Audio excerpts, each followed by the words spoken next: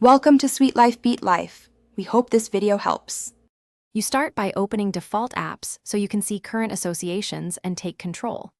Once the settings page loads, scan the list for email, maps, music, photo, video, and web browser.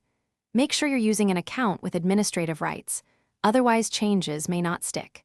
Now choose whether you'll change by app type or by file extension. We'll begin with apps because it's faster for common programs and gives a clear visual of current defaults. Once you click a tile like Web Browser or Photo Viewer, a list of installed apps appears. Select the one you want and Windows switches immediately.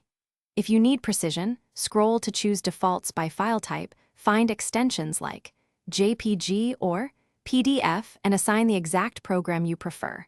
Make sure to verify the app supports that file type, otherwise Windows will offer only compatible choices. After changing several associations, to finish, open representative files and links so you can confirm each new default launches the correct program. This validates the change immediately.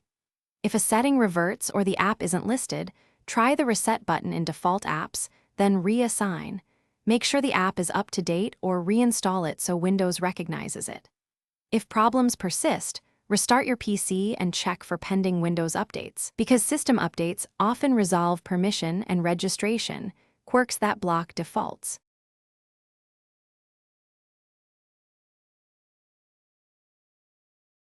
Thanks for watching. Consider subscribing if we helped you.